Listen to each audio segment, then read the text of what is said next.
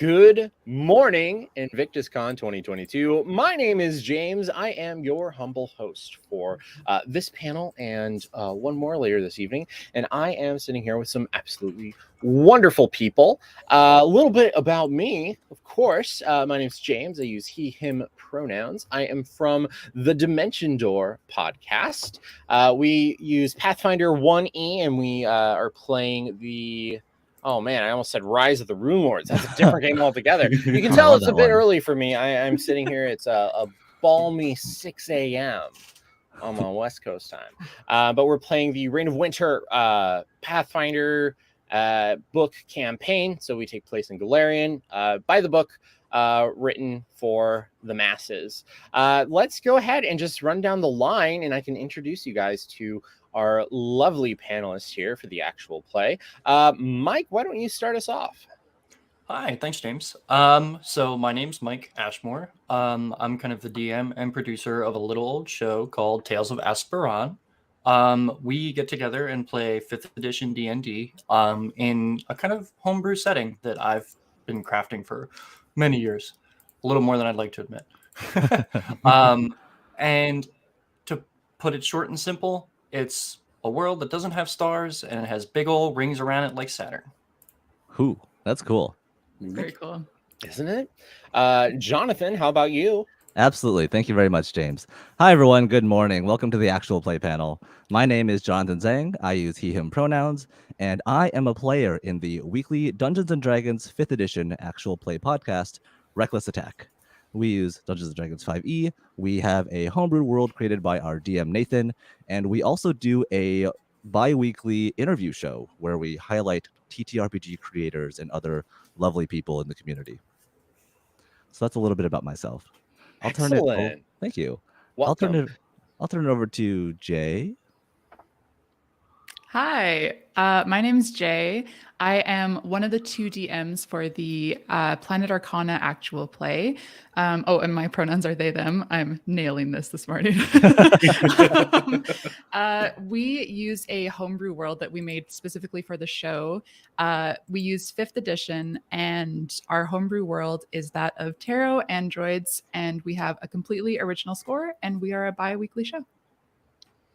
It's very cool. Check it out. Excellent. And rounding us out for this morning, we have Kendo. Hello, I'm Kendo or Kendrick. I use they, he pronouns, and I am the host and GM of Tales Yet Told, an actual play podcast that is weekly. We play a lot of games, though. So our main game that we play for our season, Strangers in the Woods, is Babes in the Woods, 1st edition by Adam Voss, which is powered by the Apocalypse game. Oh, cool. That is based... It is inspired by not inspired by our show. It's inspired by Over the Garden Wall, which is also... And our show is also inspired by Over the Garden Wall, but takes place in a version of it as if it were the 80s. And it is a sci-fi horror action. It's a weird amalgamation of genres that we've created, but we also have played other games as like kind of side stories in it, including Abnormal by Avery Alder. We play a game called Epitaph, which is like a game talking about the life and death of a person, which those episodes are about to come out. So look forward to that. And I'm also the host of an actual play show that's about to start, Prayers in the Static. Whoa. Which is a sci-fi. I guess I'm really... I can't Just keep going. Just keep going. This. I want to hear more. Right. It's a sci-fi show that takes place in the same setting, but it's going to be a bunch of different games as people are building out the setting over time. That's all I know about it because it hasn't happened yet. So yeah, no, that's beautiful. So I don't know if anybody here is sensing a trend yet, but all of your productions take place in homebrew worlds, which is... I think very exciting. I don't know if they put this panel together on purpose like that, but it is a wonderful coincidence. As the only person here who's really playing in a setting that has been officially fleshed out specifically for the game system, I would love to hear kind of what inspired everybody for theirs. Kendo, obviously Over the Garden Wall. If you all haven't seen Over the Garden Wall, it is this beautiful mini series and a beautiful animation about these two brothers that kind of get lost in the woods, and they discover this kind of alternate world in which they have to explore and try and find their way back. Did I explain Over the Garden Wall well enough, Kendo? That seems... Yeah, no, that's exactly right. And our game is about two foster siblings who find themselves in a strange world and try to find their way back home. And a weasel. There's a weasel too. And a weasel, yes. I can't forget Walter. And Walter's Over the Garden Wall has a amazing. bird. I wish Gus were watching this, but Walter is amazing. I love Walter. I love all but let's go around. I want to hear kind of why everyone decided to do a custom setting and what inspired you with the creation of it. Jonathan, I know you're not the game runner, but I'm sure you kind of have a good sense of why you all decided to create your own world. Mm-hmm. So we actually got started off, and our DM Nathan, every time we do a campaign, he puts together these like massive pitch documents of like 7-8 ideas, all with these crazy ideas, and has us go through them. But we kind of took that, and we actually went ahead and played a game of Microscope RPG to kind of create and discover our world together. So for those of you who don't know, Microscope is like this collaborative world building game. It's a very improv-y kind of yes and game where the goal is to go around, create new ideas, kind of flesh out existing ideas, and build out a timeline of what has happened in this world thus far. Oh, that's good. Yeah, so we ended up with like several different eras with these significant events, things that we wanted to see in the world, things that we didn't want to see in the world, and we played it over 2 or 3 sessions. And at the end of that, Nathan, our DM, took that and kind of created it and crafted it into the world that we see today. So the world that we created was really this joint collaboration project. And I think that's wonderful. Yeah, so it helps us all kind of understand a bit more about what the world's about, because we were kind of there and talking about it when we created it together. So that was really cool for us. Yeah, Microscope is fantastic. I love that game. That's really neat. I think that's one of the things that I kind of appreciate about Powered by the Apocalypse mechanic settings, Kendo, is that, and I think you can attest to this, it always has felt to me that the Powered by the Apocalypse, oh my goodness, system is very good at helping you flesh out the world during gameplay. Yes, I very much agree, because it gives an amount of agency both to the players and to whoever's running the game to be able to add ideas. There's a lot of Powered by the Apocalypse games that have moves that are very specifically, something about this world. What is that thing? And then talk with the GM and the other players to kind of work out how to mesh that into the world. And that's like, I love just being able to give that kind of ownership, because A, it's a little less work on my part, but B, it like gets them invested, because they're like, oh, this is a thing that I put into the world that I am interested in and I want to play with. Real quick, that comment that just popped up, that was from my wife. Turns out she's awake. Morning, Elizabeth. I love you. I hope you're well. I have our doggo. He's passed out like the little old man he is. Mike, tell us about Asperran. Asperran, yeah. So there was a piece of me, I had been playing D&D for a bit. A friend of mine was kind of running a campaign in I forget which setting. It was one of the D&D ones. And something about it just never really clicked for me. And I couldn't figure out why. I loved high fantasy, but I just wasn't quite into it.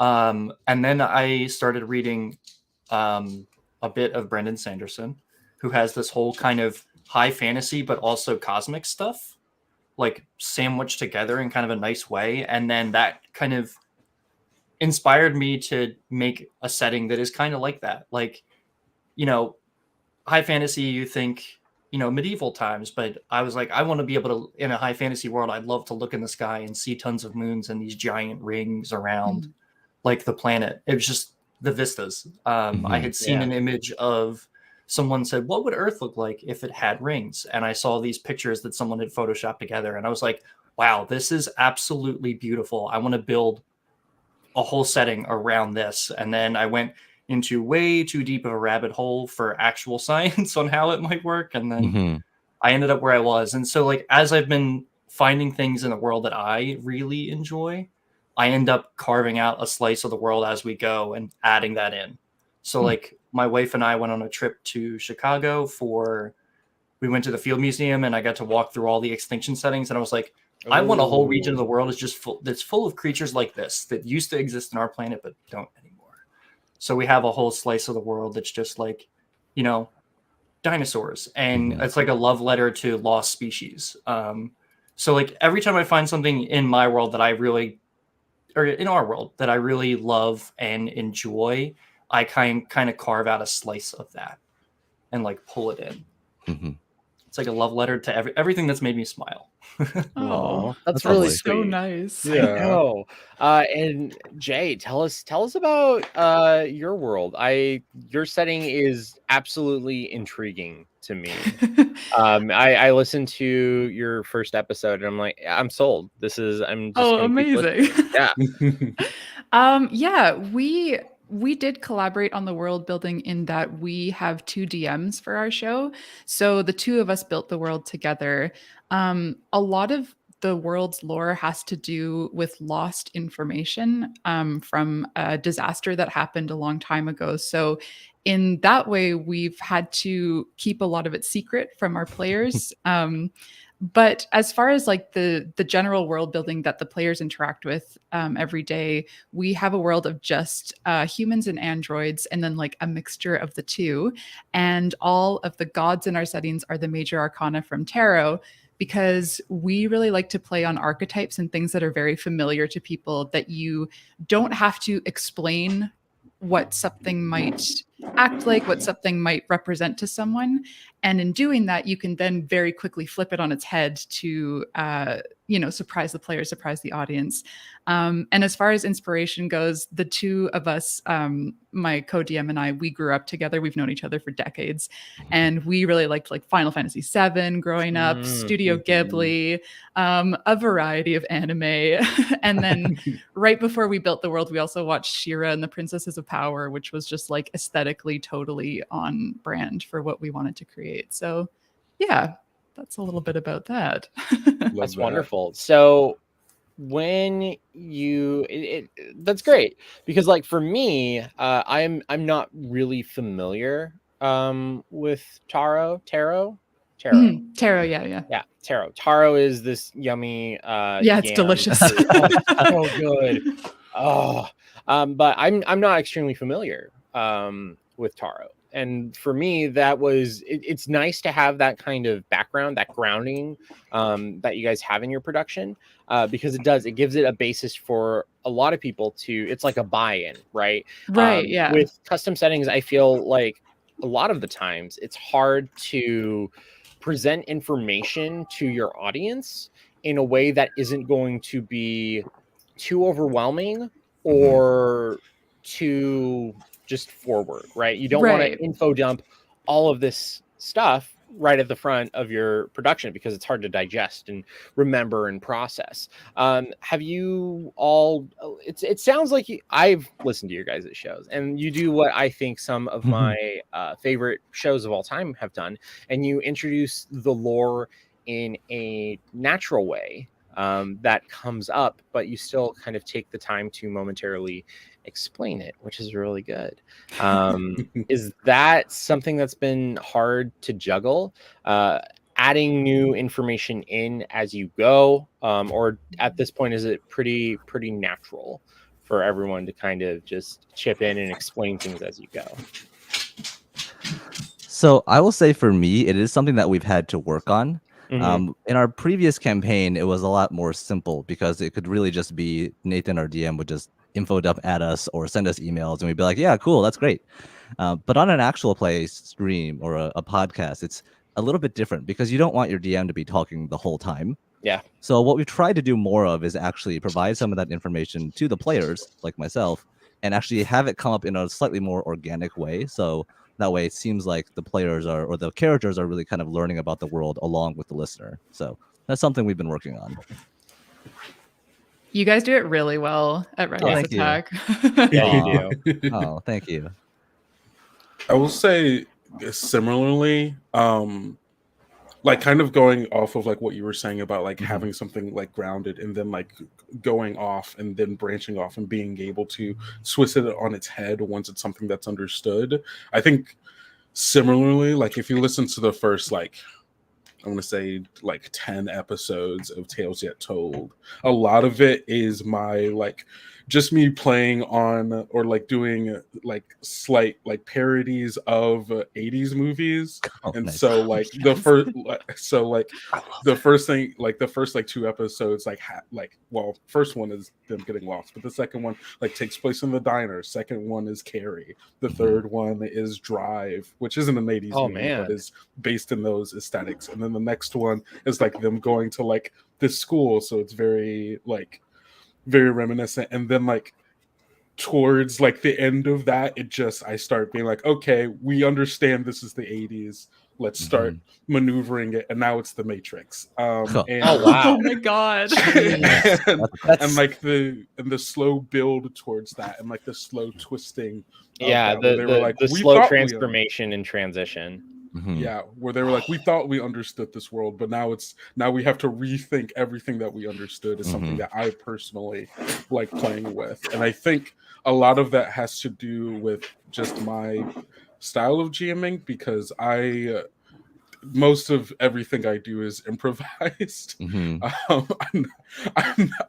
the worst note taker. Thankfully, my players are very good at it, and so the vast majority of stuff is just me being like, "Okay, I'm going to say something, and I'll figure out what it means later." And that has helped as far as being able to give information, have players play with it, and then be able to twist it later to make it something a lot more interesting than just like what it is on the surface.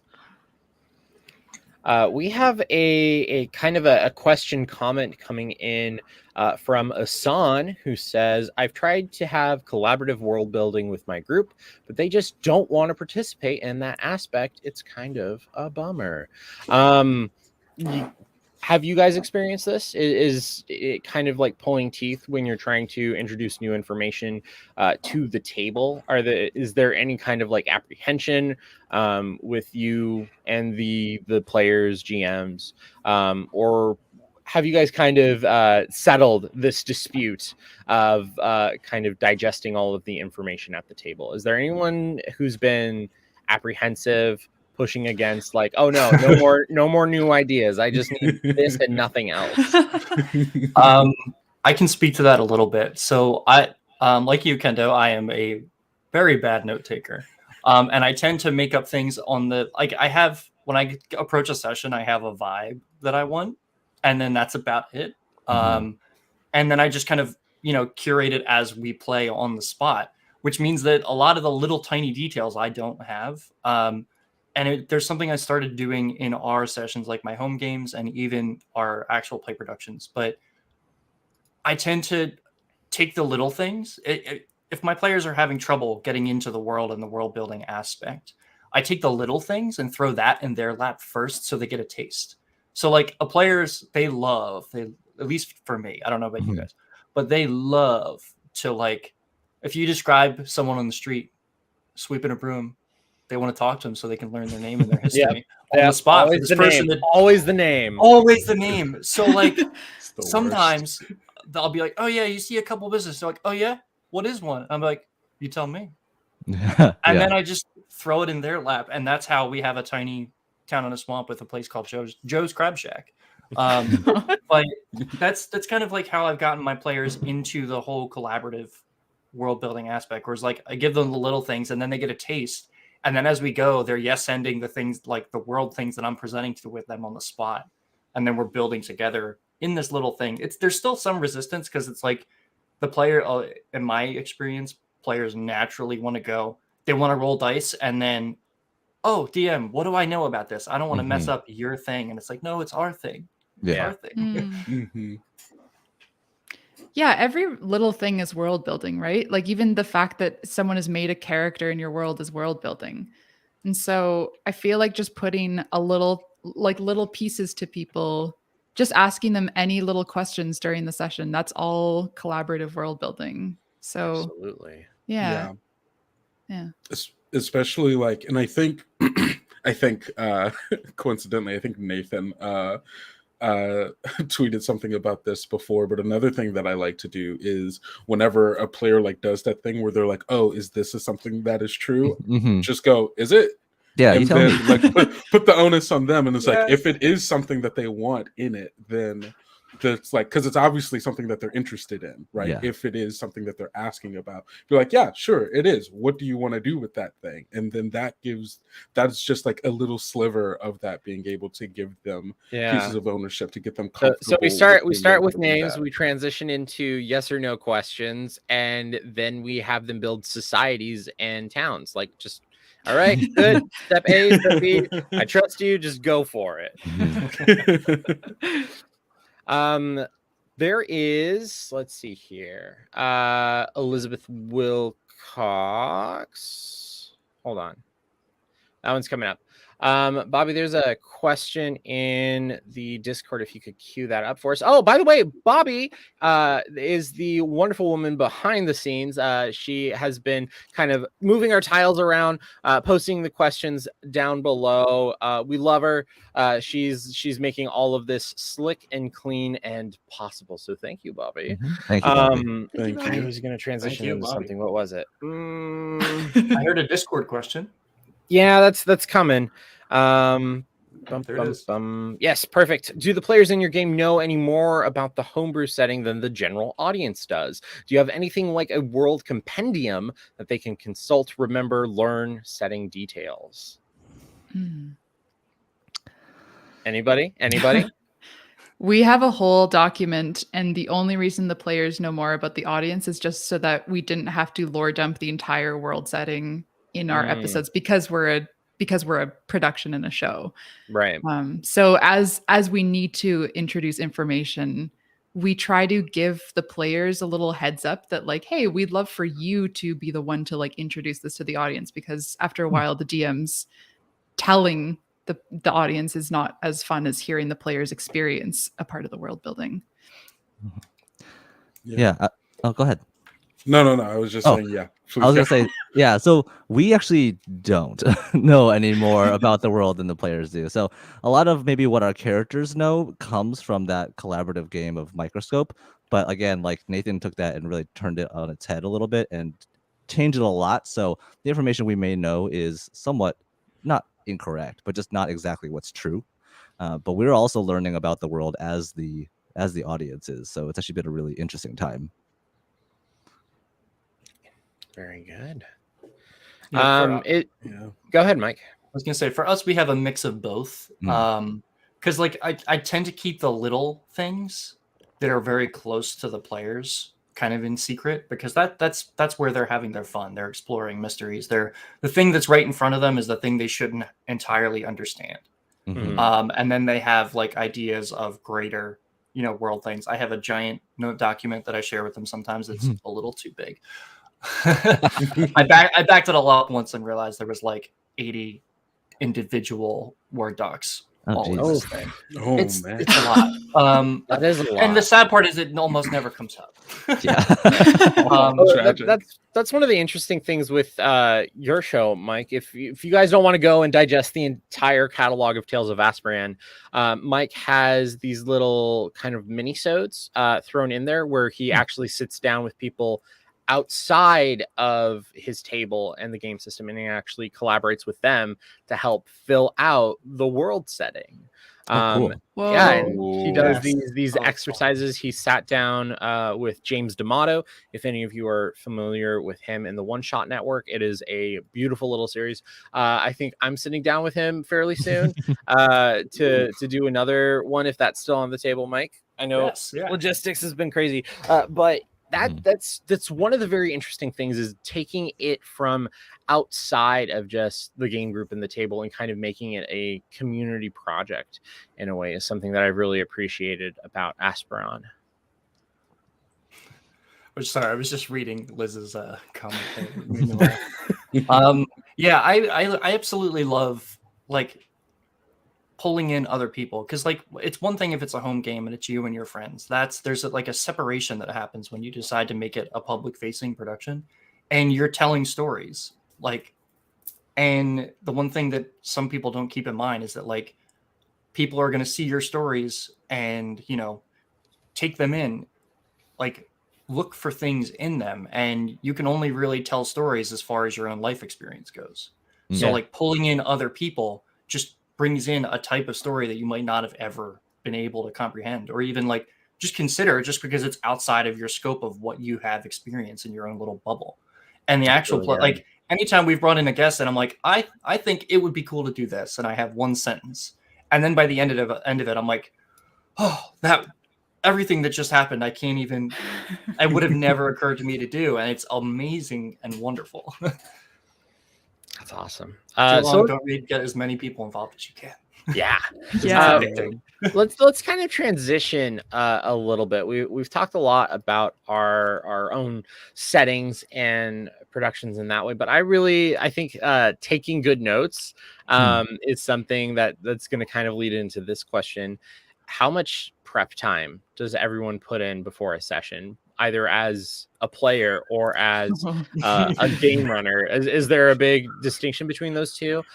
Jonathan, do you run any games? Have you run any games before? I've run plenty of games in the past. Okay, I don't run this particular one, but yeah, Right. I'm familiar with the amount of time it takes to Yeah. get all So that stuff set up. what do you think, Jonathan?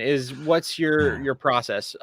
Difference between, you know, prepping to run a game versus prepping to play in a game? What does that look like for you? So they're very different. Preparing to Yes. play in a game doesn't really take nearly as much energy or just thought, I think. We do have to kind of come prepared to the table just to understand what we're going to be doing in that session or what's expected during that session. But typically the way I think of running a game is just in terms of time. So like if I'm thinking like, oh, I need to prep maybe 2 hours for every 1 hour that we're going to be expecting to play. And that usually comes up with like a general storyline or NPCs or whatever. But I haven't run any specific games in a little bit. I did run a couple like short one shots, last year and the year before, and those were a bit more straightforward. Nothing like a whole podcast, but it does take quite a bit of effort, I know. What about everybody else? I'm excited to hear Kendo's response because you don't do 5e. Oh yeah. Yeah. I really do a want to lot. know. The answer is I do no prep. Oh my god. Yes. Madman. I don't.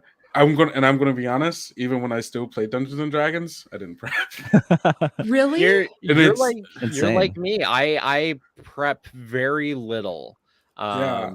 I just feel better that way. I feel like the story for me like progresses more naturally. Everything feels better at the table. I'll put in like maybe an hour worth of prep, and then we'll sit down and record for 5 hours. And it's just kind of like re-familiarizing myself with whatever area my players are currently in. But I've found with RPGs in general that they will always do something unexpected. And so for me, it's like, okay, I just need to stay as loose as possible, so that when that unexpected thing happens, I can just kind of let it flow and go in a natural direction. I heard it was from the Dice Populi podcast. Somebody coined it as jazz D&D, where you're just kind of improvising your way through. And I've fallen in love with that. I'm a jazz game runner for sure. Wow. I'm also for sure a jazz game runner. Very similar, like, and I think this has to. So outside of the tabletop portion of my life, I still do improv comedy. So a lot of it. Oh yeah, you're so well a lot. trained for this. So a lot of it is just the improvisation part of it feels very natural to me to a degree where I feel like if I prep, I would just throw it out anyway. And so because a lot of it is like very much to like what you were saying is like just there's a certain flow and rhythm when it comes to, especially when it's people that you're very comfortable with and people that you've played with for a while, that you just get a sense of like, okay, I can kind of tell the thing that you're trying to do. I'm going to just kind of roll with that because I know what you're interested in. and I have a general vibe for what I am kind of expecting for the particular session. And so the great thing about starting to run Powered by the Apocalypse games over D&D is that it's very much built for that. Sorry, that's normally when I get up. I'm still a good 3.5 hours off from when I normally get up. So, but yeah, it's very much I think as you get more comfortable with the people that you're playing with, and you give them the ability to add to the game and add to the world in certain ways, that the ability to just play with no prep becomes a lot easier. And it got to a certain point where I realized that I was phasing out of playing D&D to playing other games, was when I just started making up enemies and making up what they did. And I was like, I didn't even have a stat sheet at that point. I'm like, generally their like stats would fall around this. A move like this would generally do this much damage, or like have like this kind of saving throw attached to it. And I was doing that. And then there was a point where I was like, why am I'm gonna find a different game to play, because I don't think this is working anymore. Cool. That's really cool. And brave, I would say. Yeah. Jay, what about you? But thank you. If I was running a home game, not as much, but for the production, my co-DM also because we co-DM, we have to be on the same page, which there's some parts of co-DMing which allow us to do less work and some that don't. In fact, we have to do twice as much work, and a lot of it has to do with like making sure we're on the same page. So for early arc, we do like sometimes 8 to 12 hours of prep for a 4-hour session. And then for later arc, it's like 4 to 6 hours. Wow. Yeah. A lot more collaboration, a lot more being on the same page. That's really important. Yeah. That makes a lot of sense. That makes a heck of a lot of sense. Yeah. But again, it's a production, right? And like sometimes we're like writing songs for the show, and sometimes, a lot of it is like writing prose to describe stuff. We do a lot of descriptions on the fly, but sometimes it's nice to have something like pre-written that is, more beautiful than I could have come up with on the top of my head. So yeah, I love having exposition written out, like room descriptions, location descriptions, vibe descriptions are really good. That is something that I do have to prep when I know that the story is going to kind of go towards a certain place, or because I'm using a pre-written campaign, they have a lot of that already written out for me, and I don't like it, so I rewrite it to be more elegant and more in my line with my voice and my style. Mike, what about you? How much prep, Mike? So I used to prep a lot. And for my home games, I still do a lot of prep. And when I say prep, a lot of it is kind of world building. I do behind the scenes, because the more world building I do by myself, for my home game, I love to involve that, like my players and stuff. But if I have spare time, I'll do that. And that could fall under prep for me, because the more kind of world building I have established, the more I have to reach for in a session just on the spot that I didn't plan for at all. So I just kind of have I have a world filled with stuff. And then, or so should I say, we have a world filled with stuff. And when my players engage with that, I just reach for it and pull. So I used to do a ton of prep. And then when we started the show, I realized that my best friend and one of our players is the most chaotic person on the planet. Every single thing I've ever written down, he has absolutely invalidated. So I just stopped writing things down. And it's become a lot more fun. So for context, this player the concept he came to me was he wanted to be a farm boy and this is where I mean chaotic. He wanted to be a farm boy that somehow, by means of a wish, became a barbarian. So he got strong and magic strong. But he specifically asked for the book to be constantly rewriting his memory of the events as if it were a Pulp Fiction novel. That sounds so everything he remembers is like bombastic and absolutely wrong. So I can't plan around that. Yeah. So as our game has gotten further and further out, the planning has just slowly and slowly vanished until I'm like we're very comfortable yes ending. Very much like what Kendo said. We're all comfortable with each other, so it really helps to be able to just kind of have fun on the spot, and we're recording it. Wow. Yeah. We have a question coming in from Lauren Klein, who asks, what's the biggest difference between a podcast and just a game you play with friends? I would love to start this out. Snacks.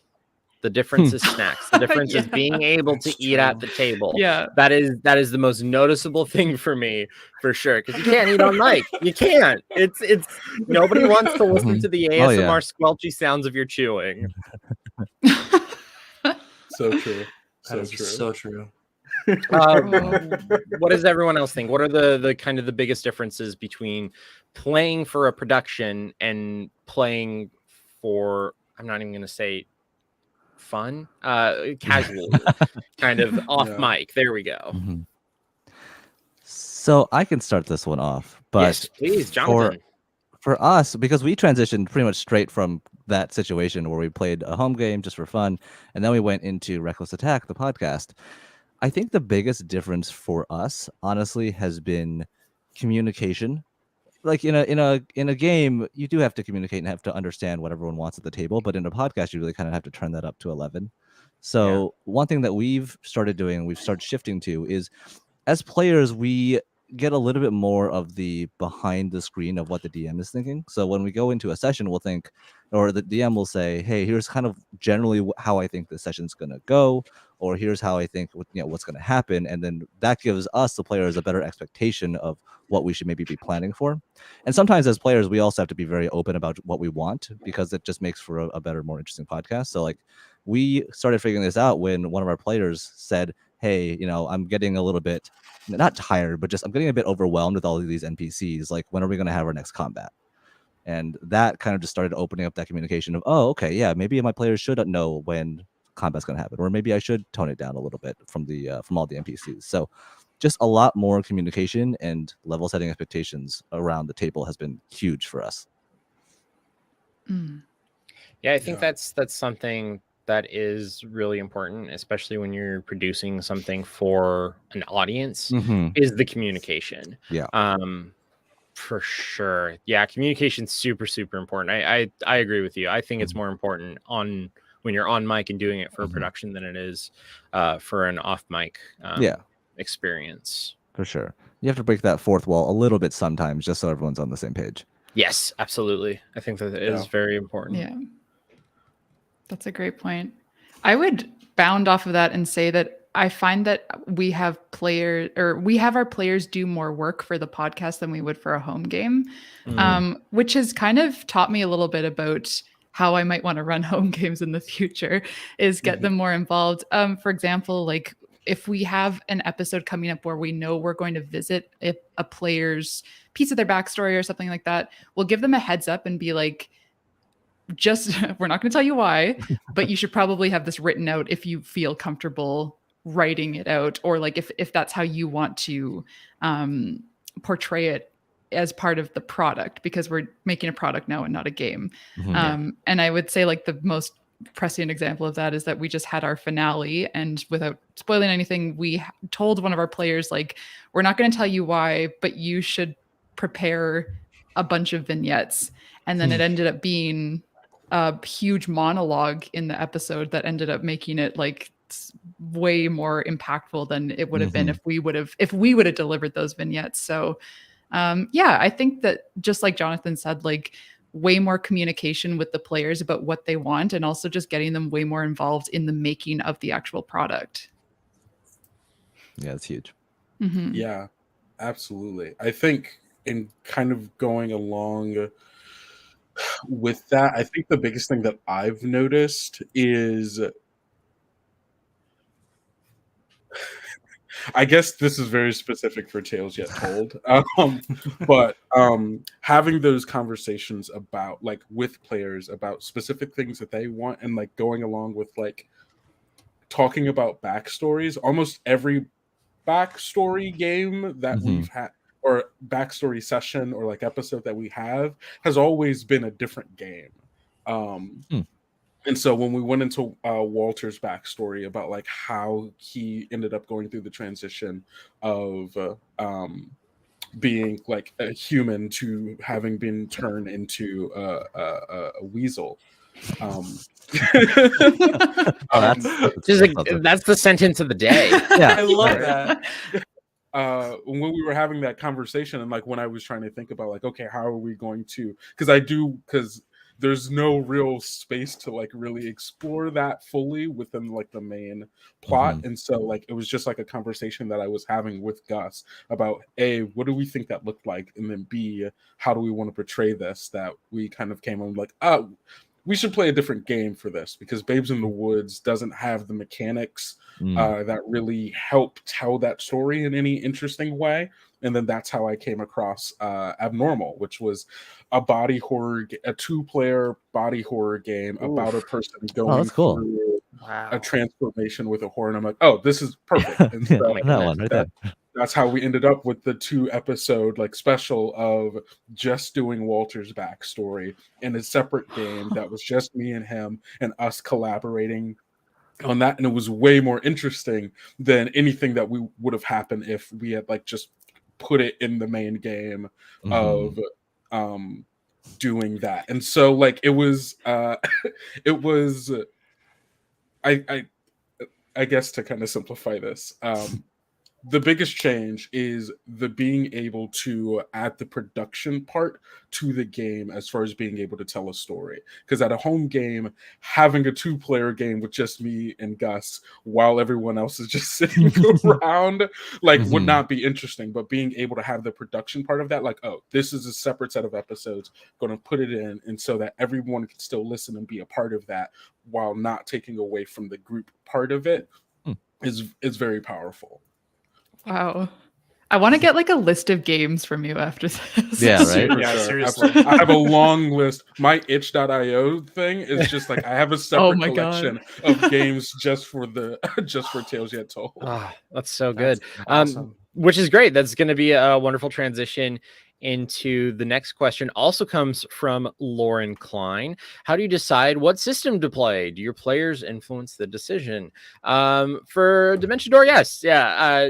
We all decided to play Pathfinder because that's the only system we've played.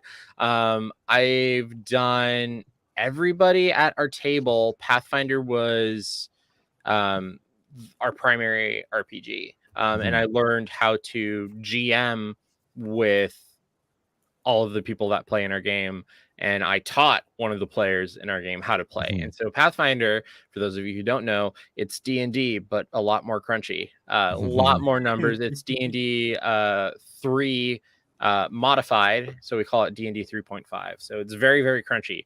But because of that amount of information and the rules that have to be learned that go along with that, it is fatiguing to think about playing something else and having to learn another system. So for us, because we decided to do, hey, we're going to do a pre-written campaign, and we all already know Pathfinder and we love Pathfinder, let's just do Pathfinder. So for us, it wasn't really a decision. It was just like, oh yes, if we're going to do this, this is what it will be. It was never really a question of, oh, what game system are we going to use? But I think that, Kendo, you're going to have a better explanation than I just did. But everybody else, was there any other game system thought about besides using 5e? So we came together as a 5th edition group, and one thing that we were kind of not seriously considering for the podcast was actually kind of transitioning or starting off with Pathfinder 2e, because I love Pathfinder. I got started playing Pathfinder, and 2e was just kind of this cool thing that I had never really learned about, but I really wanted to. The thing that kind of decided it for us, though, is we didn't necessarily want to. We were familiar with 5e, but we didn't want to have a podcast where we got a lot of rules wrong just because we were learning the game. Because like when people listen to it, they know when something's not quite right. And I feel like for a lot of people, it takes them out of the experience. You're not just listening to a story anymore. You're listening to like, well, wait, that number should have been this instead. And hey, they should have done this action or whatever. So that was one of the reasons why we didn't want to do 2e, is we wanted to play a game that we were familiar with so that we didn't have to worry about the mechanics of it. We could focus more on the story and how we presented ourselves. So I think that kind of led to that decision. Smart. That is Yeah, very, right. very smart.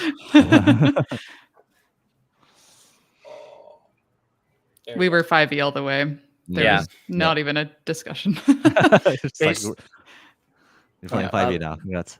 Yeah. Mike, what about you? I was gonna say it's basically I'm in the same boat as you are, James. I started my whole tabletop, run with D&D, Uh-huh. and I didn't realize until very far in that there were other games that could be played that are much better. So we've gotten to a point where I'm like, I've realized that our show does not play D&D really anymore, and I wish we had been able to have those conversations in the beginning of like try different games, because I think like there are so many different games out there that can, as Kendo said, tell the story more effectively. Yeah. We've been having conversations very recently about what to do for our next arc, because I feel like we can pivot into something new. So that's been a very new experience with my players, is just being able to, what kind of game do you want to play? Because just about all of us only know D&D, but we're all starting to feel like, hey, this isn't quite right anymore. Mm-hmm. Yeah, I found that Pathfinder, D&D, those two are definitely, they feel more war gamey and combat based than I think a lot more role playing. And I think one of the things that's great about podcasts is that a lot of times we are flexing the system to be more about storytelling than it is about combat. And I think that is something that's really powerful about the TTRPG space, is that you can bend these systems and you can focus on these systems in different aspects to create what you want to create. Kendo, what about you guys? Were you looking at anything else besides Babes in the Woods?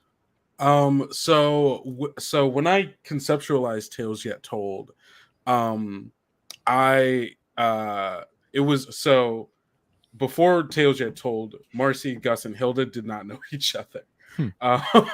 So it was me bringing together the Avengers here, and I came to them with the pitch of, hey, I have this idea for a podcast, and I think my roommate and I had recently just done a watch through of Over the Garden Wall, and I was like, you know what, I kind of want to do this. And then my immediate thing was like, I need to find a game that fits this, because I was towards like the early part of my D&D fatigue at that point, and I was like, we're not playing. Dungeons and Dragons was not on the table at all for me personally for it. And so I just did like a bunch of searching of like, are there any RPGs out there that are like Over the Garden Wall? And that's how I ended up coming across Babes in the Wood. And I happened to come across the first edition, and like as we started playing it, like during the very early production part, Adam Voss came out with the second edition, and then we had to have that talk because we had already recorded like the first 3-4 episodes, and we're like, do we want to pivot to the second edition because it's a lot more it's newer. It's like Babes in the Wood first edition is Adam Voss's like first game, he ended up telling me. And it's like, and it shows like it's not the most polished version that the game could be, but it was the version that we ended up liking the most for the story we were telling. And as we're currently already in talks of like, what are future seasons going to be like, because they're not going to be Strangers in the Wood. Every season is going to be something different. And our first part of that conversation is just being, okay, what is the story that we want to tell? Like what genre, what kind of stuff? And so we have ideas for sci-fi games. We have an idea for a dark fantasy, like political drama, and like doing that. And we were like, okay, what are games that fall in that? And then we found for the political drama, which we're like, what's going to be the twist on that is that it's a college.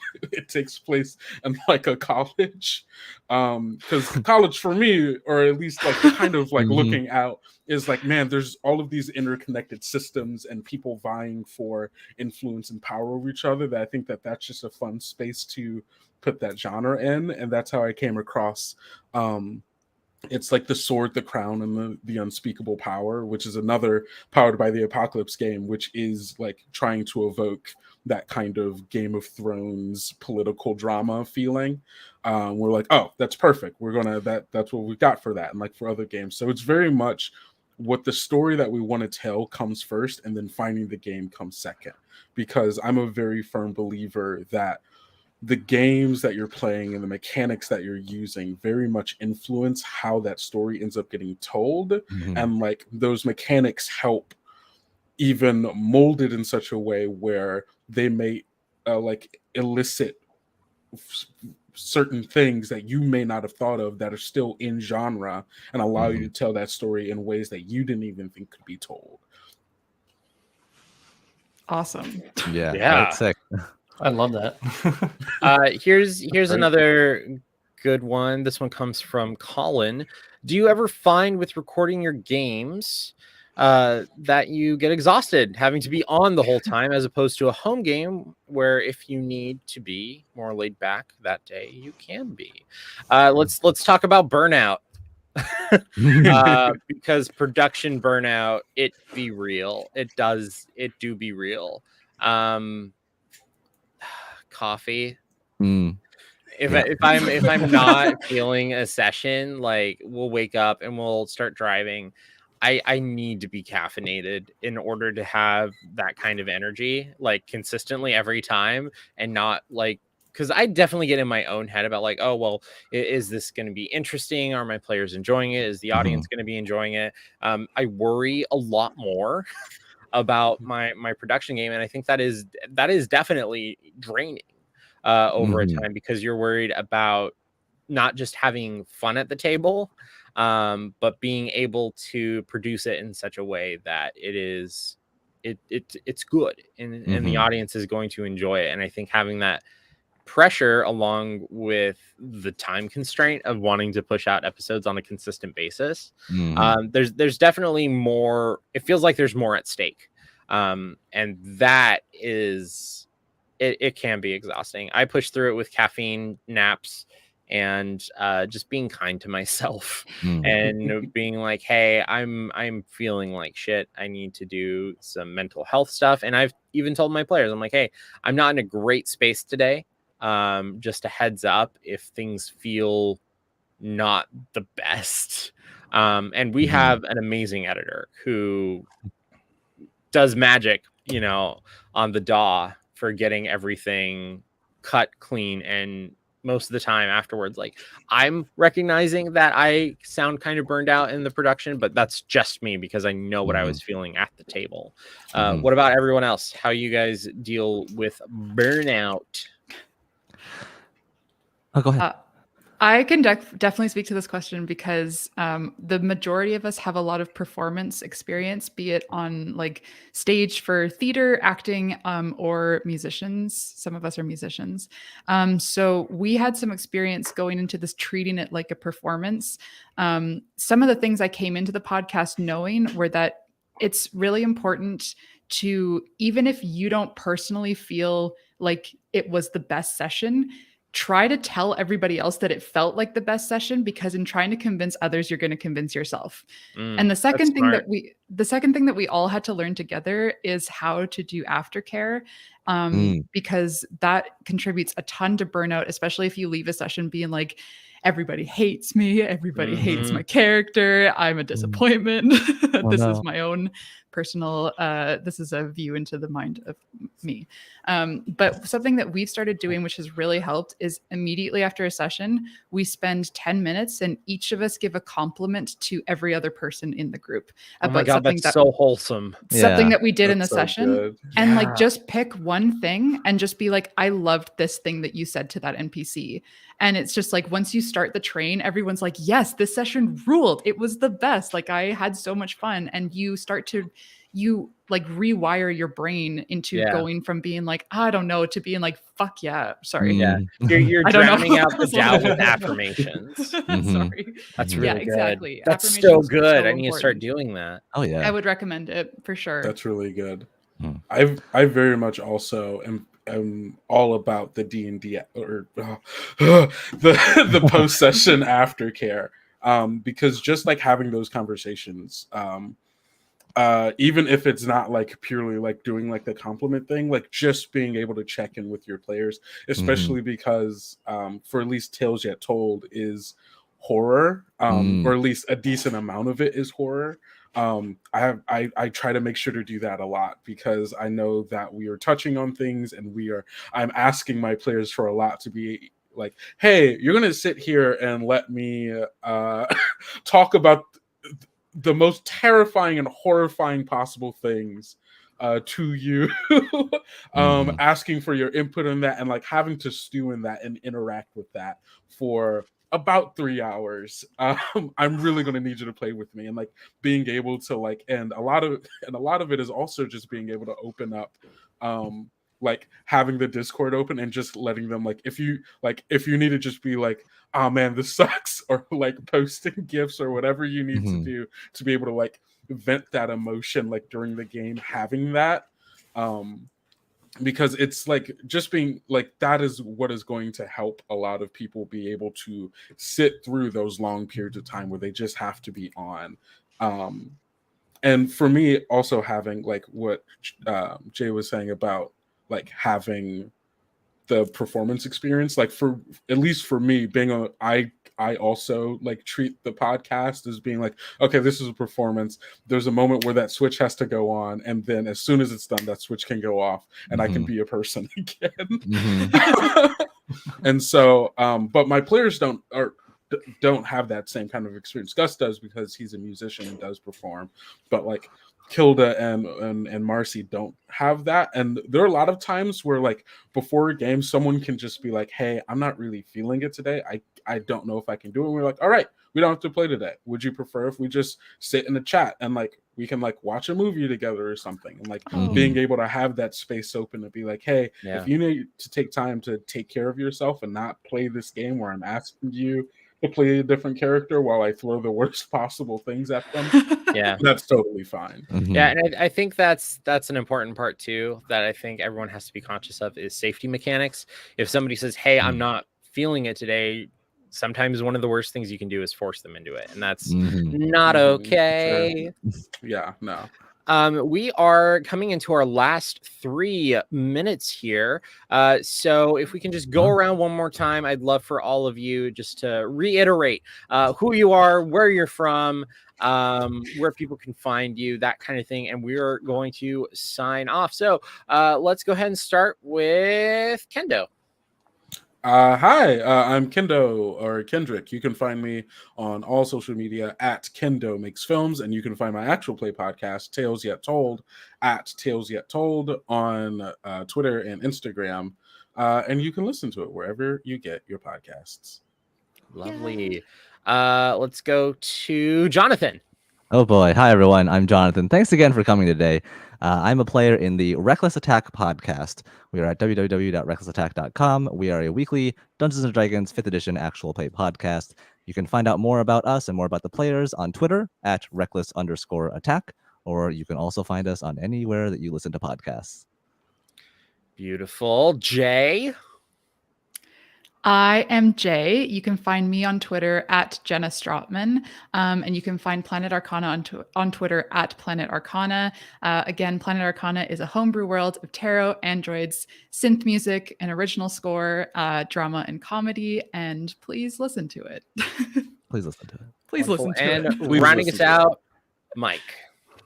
Hi, everybody. My name is Mike Ashmoore. I'm the DM for Tales of Asperran. If you like small town adventure or wizard college dropout pirates, you can listen in at toapodcast.com. We're also on a bunch of other platforms, basically wherever you can find podcasts. You can find me on Twitter at Tales of Asperran. I half use the show as a personal, half for the I split the account up. Take care of yourself and stay healthy.